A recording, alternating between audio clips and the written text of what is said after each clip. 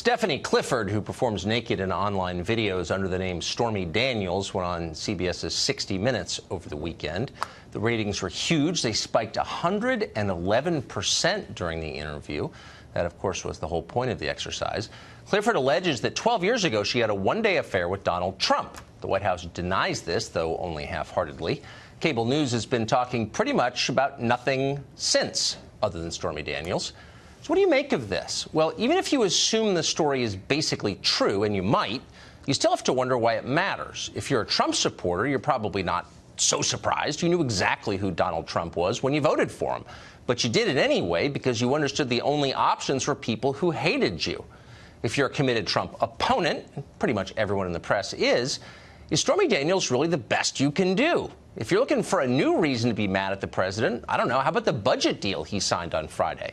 That bill will cost more than $1 trillion, but does nothing to protect the country from the foreign invasion that's changing it at an unprecedented rate. Of course, the press all but ignored that and many more stories like it. Why? Because reporters could care less about voters or how the country they grew up in is vanishing. How about the 60,000 American OD deaths last year, the shrinking middle class, people dying younger? None of that is interesting to them. Nobody in Brooklyn cares at all. So instead, TV networks are devoting their entire schedules to convincing us that Donald Trump is naughty.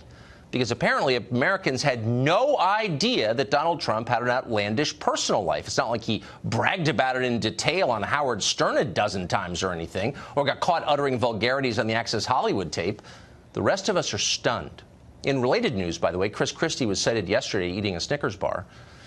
Well, now that it's clear Trump is flawed, the media insists that America has an obligation to be shocked and disgusted. Because if there's one thing reporters do well, it's setting a high moral tone for the rest of us. And that's why people are so anxious to take important life advice from TV anchors. That's why parents dream about allowing anyone in CNN's primetime lineup to babysit their kids. Come on.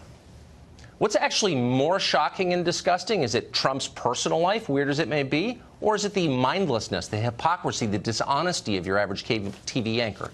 Which of these hurts America more? It's not a close call, by the way. Mark Steyn is an author and columnist who, until last night, had never even heard of Stormy Daniels. He's here to tell you. He joins us now. I'm sure you've watched breathlessly every moment of this unfolding saga. What's your view of it? Well, I do think that if one is in the media, I think you should be. I'm an old Fleet Street hand, and we certainly knew something about sex scandals in the UK. 3 in a bed, autoerotic asphyxiation. I've been there, I've done that, I know all about it.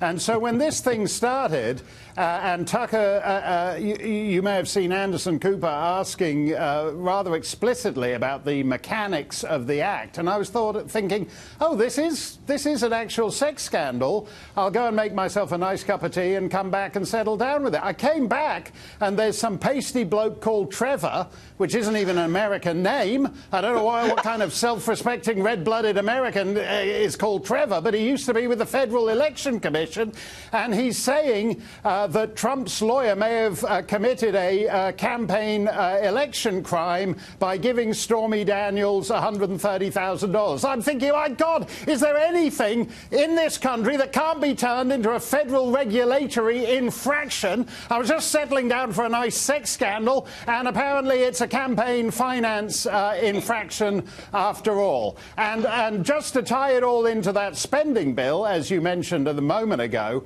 you know, Trump paid off, if it's true, Trump paid off a porn star for $130 grand. That's the art of the deal. I would have liked to have seen that Trump with McConnell and Paul Ryan last Friday. I totally agree. I completely agree with that. How does it make you feel to know when you watch CNN that the people in the anchor chairs are just a lot better people than you are? I mean, they're going to go to heaven. They'll intercede on your behalf. You'll probably get turned down. They're going to do their best, okay? Because their salvation is a certainty because of their deep decency and rectitude.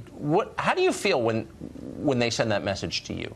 Yeah, I think there is actually something faintly creepy about the moral preening of these people. You think? And in fact, if I were, I mean, just to be serious for a moment, I don't know a lot of porn stars. I think the last one I knew was from 1973, so she must be about 89 by now. But I don't know Stormy Daniels.